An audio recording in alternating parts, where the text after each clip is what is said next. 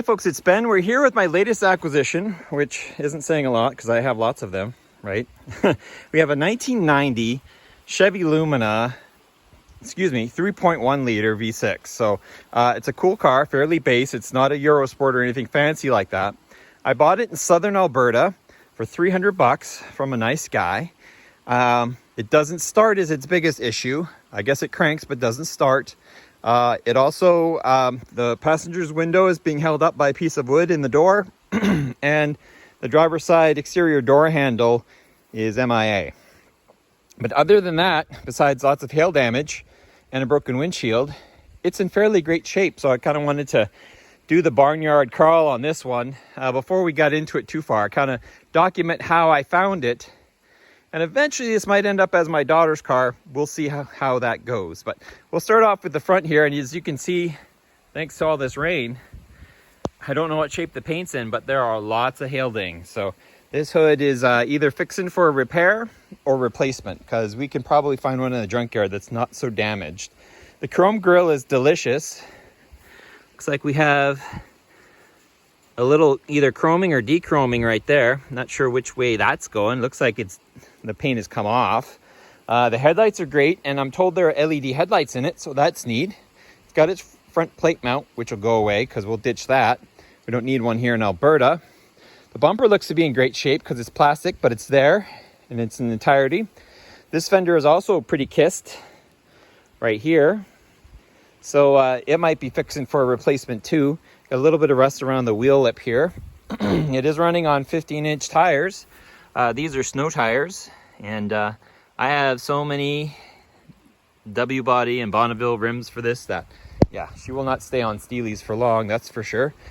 We got our VIN code, which hopefully we'll take a look at when we take a look at the trunk. We have our typical W-body awesome wiping from the middle. The windshield's fairly cracked. There's a crack here, crack there, so it'll ultimately need to get replaced. We got some of the peeling of the chrome trim there. The Lumina 3.1 badging is cool. Little baby mirrors because it is a sedan, so that's neat. The rear door does open just fine, or fine enough anyway. And the interior is fairly clean, but we'll look at that later. We got all these interesting stickers and something going on up there, and the third brake light. Not sure what that's about. And we got lots of hail dents on the top, so maybe we try out the old dent removal kits and the little hail dent thingies you can get on like Temu or Amazon or whatever. Another rear tire, brand new snow tire on it. It looks brand new too. Looks like we got a lick of rust right there. Fuel cap is there. This dent will be problematic. And with this one, well, number one, they're on the body line, so that kind of sucks. And two, they're on quarter panels, so you can't just swap them out. They're a little bit more difficult to do. We got our trunk. It's got dimples on it from obviously hail. The taillights are in great shape. They are not broken. And they are actually a little faded. I did see it slightly dry. This was sold new, or at least used, at Western GM. That's in Drumheller, Alberta. So not far from where I got it or where I am now. Got our backup lights, which are nice and clean. A little kiss of rust right there. And I have Lumina badging. But the tail lamps are great. The bumpers are great. That's awesome. It does have mud flaps, which is an interesting choice. We have a rear antenna here, a rear window defroster as a Canadian mandated option. Looks like we got a little bit more rust here, like a crinkle almost. Like a little swipe in that. So we'll have to take a peek at that. Not overly concerned with that right there. We have our rear other door. Thing we'll look into, and what I want to show you, one of the reasons why I bought the car, is that, look at this, there's rocker panel here. It still has its rocker panels. It's not very rusty at all, so that's neat. We have at least on this side, we have a blue, nope, that's just the body line shining nicely. Rain really makes things nice. This thing needs a good washing. Ooh, is this an owner's manual? We haven't even, yep, okay, that's awesome. We'll get to that in a minute. It's missing its radio clearly, but it does have seat belts on the doors. And we got a little bit of the weather stripping going here. We got a little hit there and some more crackage and stuff. Another front tire, another great tire that we'll have. We'll probably put that on something that we're going to run in the wintertime. So that's that.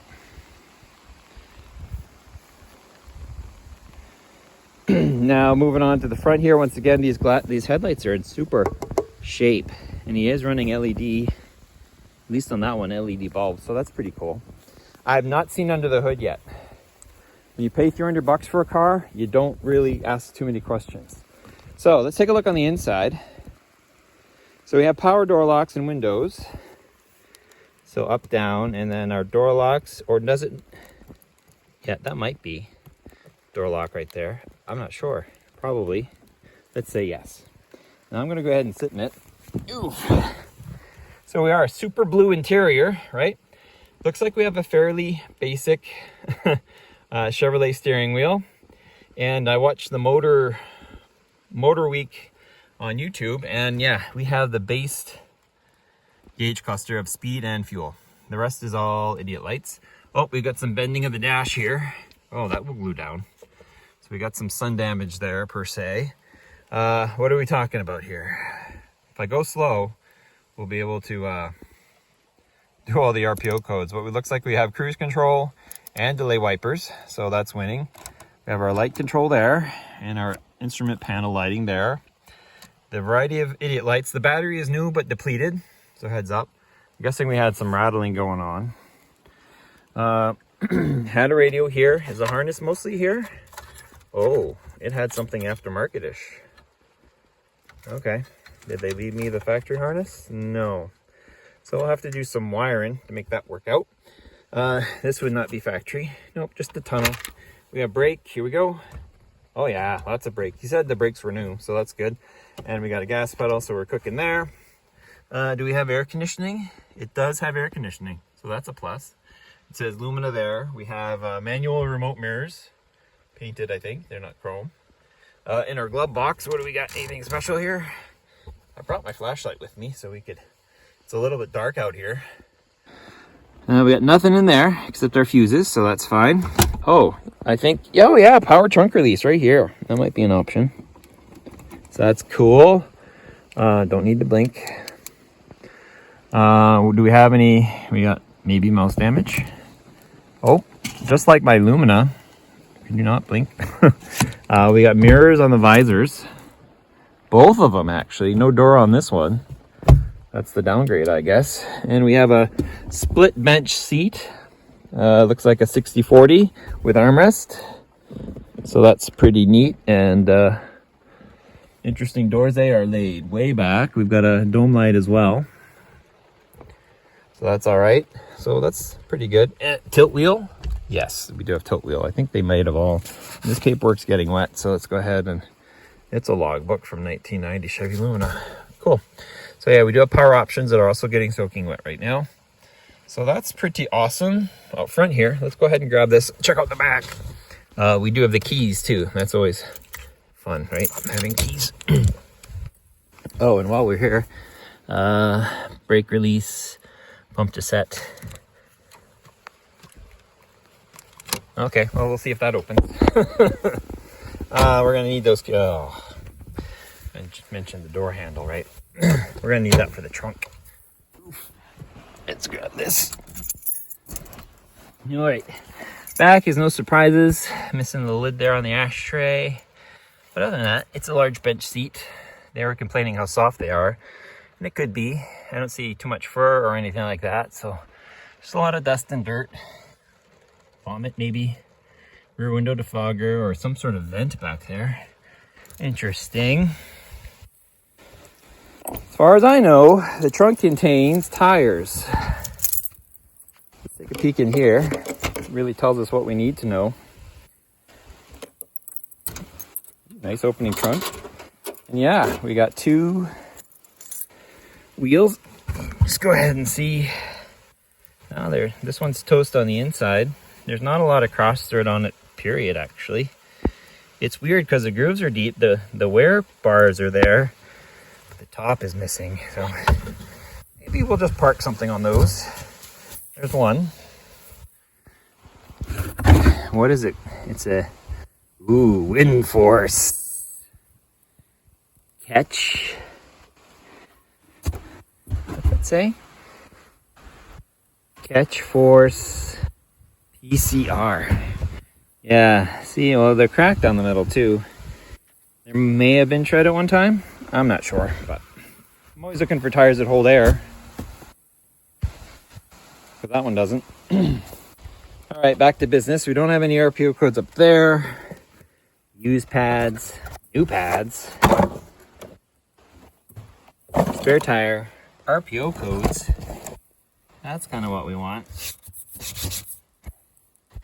We'll double check the VIN to make sure it's matchy match, but it's got quite a few. And then underneath, I'm guessing there's a spare. I guess we could look at it just to see what it's like. It should be just a regular run-of-the-mill spare.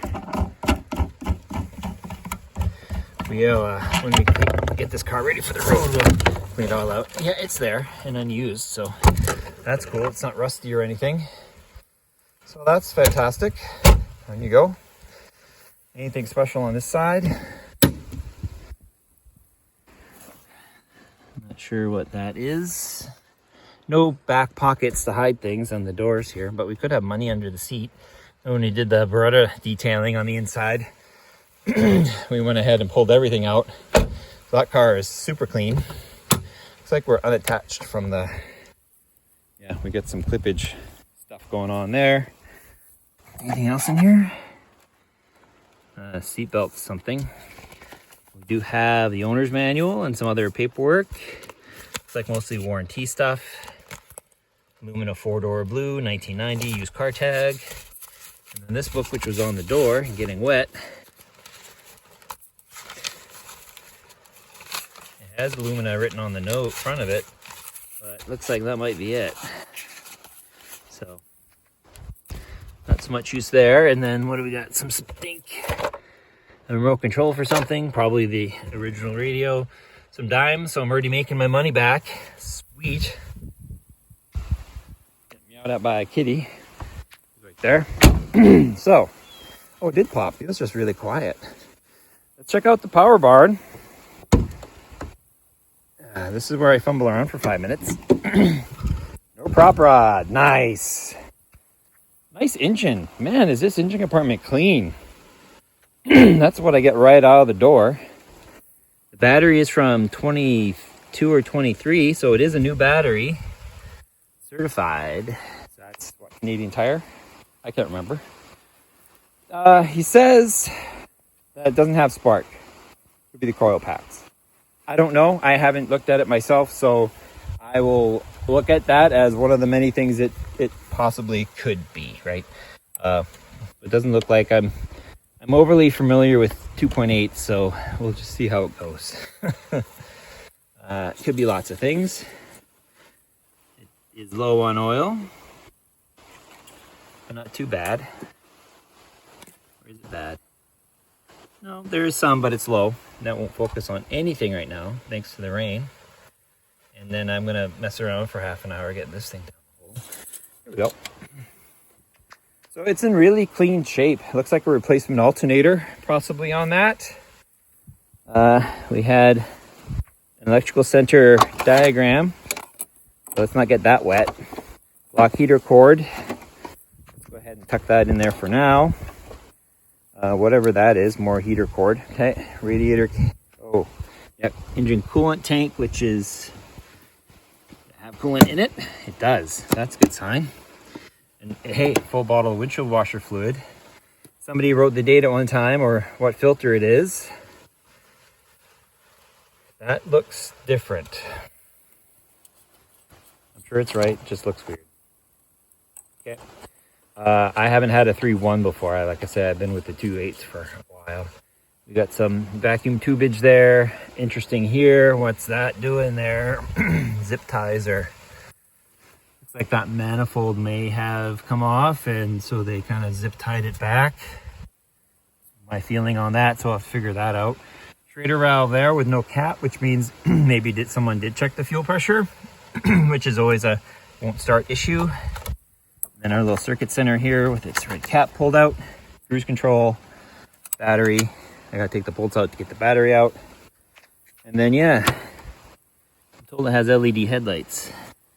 So those might come home, put them in the APV right there, right? Wouldn't that be nice? Because the headlights should be super duper similar. and battery's dead, so I don't have an under hood lamp, but it does come with one. So we covered the transmission, the under hood lamp, which might be an option, the alternator size, the transmission type, final drive ratio. It's going to be an FE1 probably, so it's going to be soft ride suspension because it's not a Eurosport. And there you go. So if you have any questions on this car, I just got it. But like I said, there'll be videos on it on how we get it going. Biggest thing would be to start it. I didn't show you the most important part. Let's take a look underneath. Look at these rocker panels. They're solid. That's great. Let's take a look at the cradle. Look at that. No big scaling rust. Just dirt. Don't even see much of a transmission seal leak there. So that's pretty awesome. Happy with that. Because even if the motor's crap, at least the chassis is still good. We already know the body's crap. Can't help that. And underneath here, looks like we have a chunk hanging off the rear leaf. So we might have to replace that. The suspension is in great shape. So is the trunk, exhaust. Weird exhaust tip on that, by the way. Yeah, very little rust. One of the key components here is where the trailing arms hook in. Yeah, look at that. It's in great shape. So there you go. Oh, those are over there anyway. Very clean car. Oh, there's a little hole. So we're getting there. Not quite there. But a little bit worse in the back, but not super bad. So if you have any questions, feel free to ask. Comments, leave them about the car. I saved it. This was a crusher bound car, right? No way this would have gone anywhere. So we'll get her running again. If anything, for a YouTube project, but really we could make something of this thing. So let's go ahead and do that. And thanks for subscribing. If you do, please do. If you don't, we got lots of wheels for it. I got tri-spokes. I got 5 spokes from a Bonneville. I got 5 spokes from a Grand Prix. What's underneath the wood here? Do I have another different type of wheel? Oh, another 5-spoke Grand Prix wheel. So anyway, catch you guys later. I'm excited. We need to figure out what's wrong with it. I love automotive diagnostics. I hate spending money, and I love figuring out what thing's wrong and how can we fix it as cheap as possible. That's my forte.